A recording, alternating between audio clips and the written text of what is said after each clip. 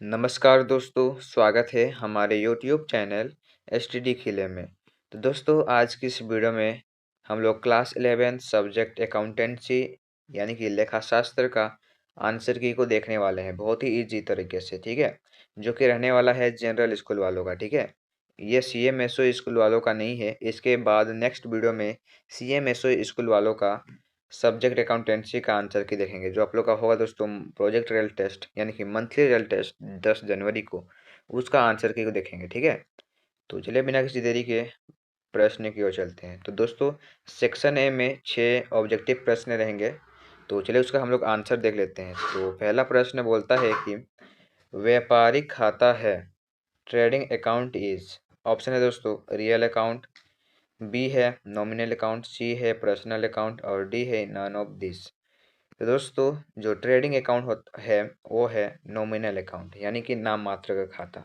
नाम मात्र का खाता में हम लोग जितना भी खर्चा और हानि को उसको डेबिट में लिखते हैं और जितना भी लाभ और आमदनी को उसको क्रेडिट में लिखते हैं, ठीक है।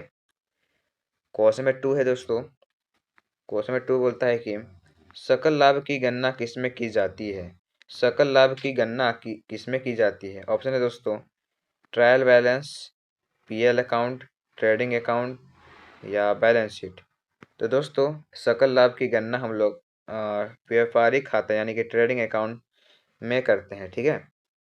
चलिए हम लोग क्वेश्चन नंबर 3 की ओर चलते हैं। क्वेश्चन नंबर 3 बोलता है आप लोगों का प्रारंभिक रैयिता को निम्न में से किसमें दिखाया जाता है दोस्तों। ओपनिंग स्टॉक को निम्न में से किसमें दिखाया जाता है। Trading account, PL account, balance sheet या trading account and balance sheet.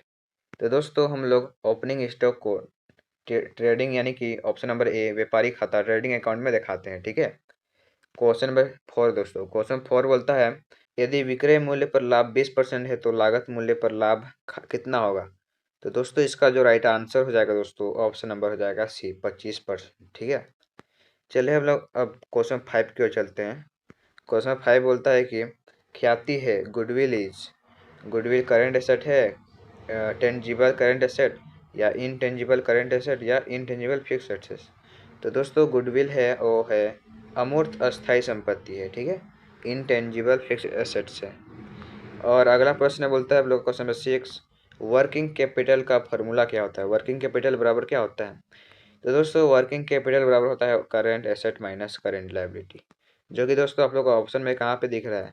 Current asset minus current liability दिख रहा है आप लोग को ऑप्शन नंबर बी में दिख रहा है, इसलिए इसका right answer option number B हो जाएगा, ठीक है। चलिए अब हम लोग देख लेते हैं दोस्तों सब्जेक्टिव क्वेश्चन का भी आंसर, ठीक है। तो हम लोग क्वेश्चन को पढ़ लेते हैं कि क्या बोल रहा है क्वेश्चन। निम्नलिखित आंकड़ों से परिचालन लाभ यानी कि ऑपरेटिंग प्रॉफिट की गणना करें। इसमें जो भी दिया गया है दोस्तों उससे उसकी मदद से हम लोग को क्या निकालना है, ऑपरेटिंग प्रॉफिट निकालना है। तो इसका भी आंसर हम लोग देखेंगे बहुत ही ईजी तरीके से। चलिए हम लोग नेक्स्ट क्वेश्चन को पढ़ लेते हैं दोस्तों, ठीक है। मीरा का आहरण वर्ष मीरा का आहरण वर्ष 2018 के लिए 15,000 है। वर्ष का शुद्ध लाभ 50,000 है तथा अंतिम पूंजी 1,40,000 है। तो ओपनिंग कैपिटल ज्ञात करें। तो हम लोग को शुरू का जो पूंजी है, शुरू का पूंजी उसको ज्ञात करने बोल रहा है। तो ये इसका आंसर भी हम लोग देखेंगे बहुत ही ईजी तरीके से, ये भी बहुत ही ईजी है, ठीक है। और क्वेश्चन नंबर 9 है दोस्तों अस्थायी संपत्ति और चालू संपत्ति में अंतर स्पष्ट कीजिए। इसका हम लोग अंतर भी देखेंगे। और क्वेश्चन नंबर 10 बोलता है दोस्तों, क्वेश्चन नंबर 10 बोलता है कि निम्नलिखित सूचनाओं से सकल लाभ की गणना कीजिए। हम लोग को यहाँ पे ग्रॉस प्रॉफिट निकालने बोल रहा है। आप लोग ट्रेडिंग अकाउंट से भी निकाल सकते हो या फिर फार्मूला से भी, ठीक है। और सेक्शन सी में दोस्तों लॉन्ग आंसर टाइप क्वेश्चन, इसमें आप लोग को बोलता है कि लाभ और हानि खाता तैयार कीजिए यानी कि P profit and loss account बनाने बोल रहा है, पीएल अकाउंट, ठीक है। इसमें जो भी गिवन है यानी कि सैलरी है, इंश्योरेंस है, एडवर्टाइजमेंट है, यानी कि खर्चा को डेबिट से लिखेंगे और आमदनी यानी कि इनकम या लाभ को क्रेडिट क्रेडिट साइड यानी कि इसमें दोस्तों जो सैलरी हम दे रहे हैं तो ये क्या है, खर्चा है, इसको डेबिट साइड लिखेंगे, ठीक है। और इंश्योरेंस हम लोग दे रहे हैं तो ये भी डेबिट साइड खर्चा है। एडवर्टाइजमेंट कर रहे हैं तो ये खर्चा है, ठीक है। यहाँ पे कौन कौन क्रेडिट साइड जाएगा उसको हम बता रहे हैं, ठीक है। यहाँ पर दोस्तों इंटरेस्ट ऑन इन्वेस्टमेंट, हम जहाँ पे निवेश किए थे वहाँ पे ब्याज मिला तो ये क्रेडिट साइड जाएगा। फिर दोस्तों ये कमीशन पेड, ये तो जाएगा डेबिट साइड का खर्चा है इसीलिए। दोस्तों रेंट रिसीव ये जाएगा क्रेडिट साइड, ठीक है। ये दोनों को छोड़कर सभी डेबिट साइड जाने वाले हैं पीएल अकाउंट में, ठीक है। और ये जो ग्रॉस प्रॉफिट है दोस्तों, ये जाएगा हम लोग का क्रेडिट साइड में, बस, ठीक है। इन तीनों को छोड़कर सभी डेबिट साइड जाएंगे। तो इसका भी हम लोग आंसर देखेंगे दोस्तों। और 31 नंबर में बोल रहा है कि तीन चीज बनाने बोल रहा है, ठीक है। इसमें बोल रहा है दोस्तों सकल लाभ, प्रचालन लाभ और निवल लाभ की गणना करें। इसमें दिया गया है दोस्तों sales, purchase, opening stock, sales return, purchase return, ठीक है। यहाँ पे देख सकते हो आप लोग। तो चलिए हम लोग एक एक करके सभी प्रश्नों का आंसर को देख लेते हैं दोस्तों। तो दोस्तों क्वेश्चन 7 का आंसर हम लोग देख लेते हैं। क्वेश्चन 7 बोला था कि ऑपरेटिंग प्रॉफिट क्या होगा, ठीक है। तो दोस्तों ऑपरेटिंग प्रॉफिट निकालने के लिए ऑपरेटिंग प्रॉफिट बराबर net profit minus non operating income plus non operating expenses, यानी कि ये फार्मूला है, ठीक है। दिया क्या क्या है दोस्तों, नेट प्रॉफिट दिया गया था 1,20,000। फिर non operating income, non operating income में क्या क्या है, रेंट रिसीव है 20,000। Profit on sale of machine कितना है, 5,000। फिर दोस्तों अगला है नॉन ऑपरेटिंग एक्सपेंसेस, कौन कौन दिया है, डोनेशन दिया है 20,000 का, इंटरेस्ट ऑन लोन है 10,000 का, ठीक है। आप लोग क्वेश्चन में 7 का आप लोग क्वेश्चन पढ़ लीजिएगा एक बार, ठीक है। तो ऑपरेटिंग प्रॉफिट निकालने के लिए हम लोग क्या करेंगे दोस्तों, नेट प्रॉफिट में माइनस करेंगे नॉन ऑपरेटिंग इनकम और जोड़ेंगे नॉन ऑपरेटिंग एक्सपेंसेस को। तो हम लोग वहाँ पे दिया गया था दोस्तों नॉन ऑपरेटिंग इनकम में 20,000 का दिया गया था दोस्तों। नॉन ऑपरेटिंग इनकम में रेंट रिसीव दिया था और 5,000 मशीनरी को बेच कर लाभ हुआ था, ठीक है। तो इसको जोड़ेंगे 25,000 आ गया यहाँ पे, और यहाँ पे जोड़ेंगे तो 30,000, इसको घटा देंगे, ठीक है। घटा देंगे तो दोस्तों हम लोग का आंसर जो आएगा वो आएगा 1,25,000, जो कि ऑपरेटिंग प्रॉफिट है, ठीक है, 1,25,000। चलिए अब हम लोग देख लेते हैं क्वेश्चन नंबर 8 का आंसर।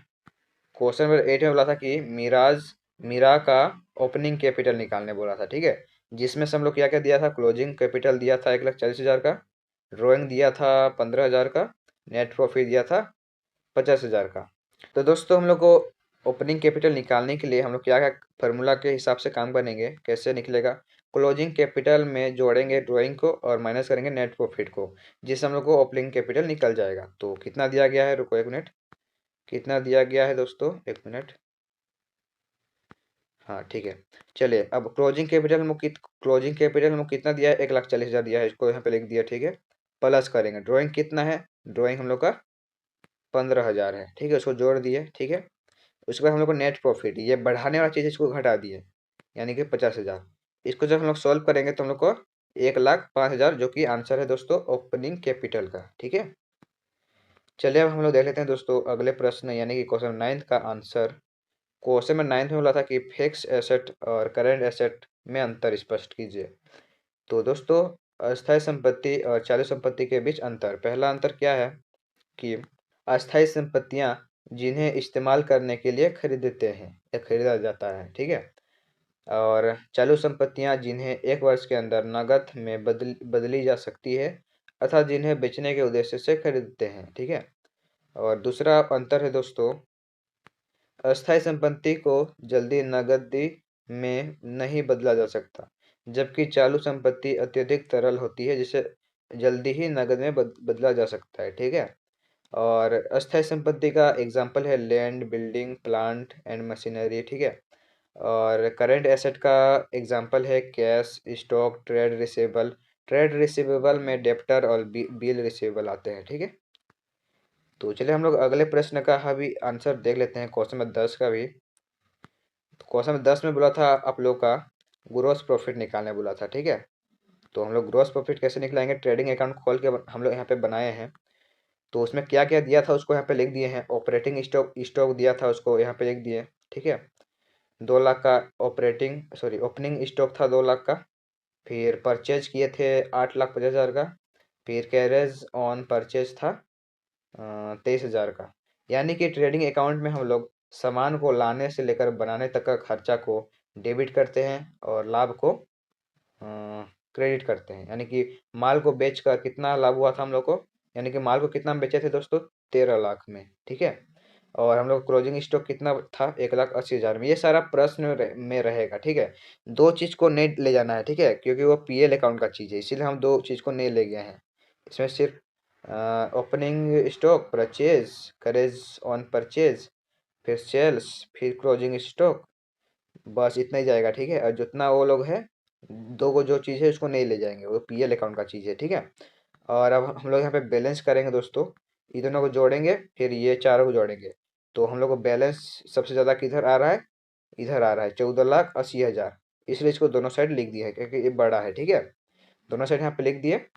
उसके बाद बड़ा में छोटा घटाएंगे, और जिधर कम हो रहा है उधर लिख देंगे ग्रॉस प्रॉफिट नाम से, जिससे हम लोग ग्रॉस प्रॉफिट निकल गया, ठीक है।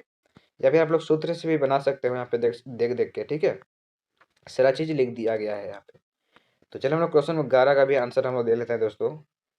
क्वेश्चन 11 का आप लोग क्वेश्चन को पढ़ के आप आराम से आप लोग इसको बना सकते हो, ठीक है। एकदम आराम से एक स्टेप बाय स्टेप बना दिए हैं, ठीक है। यहाँ पे नेट प्रॉफिट हम लोग का 6,71,500 आया है नेट प्रॉफिट, ठीक है। तो आप लोग क्वेश्चन को पढ़ के आराम से आप लोग इसको उतार सकते हो, ठीक है।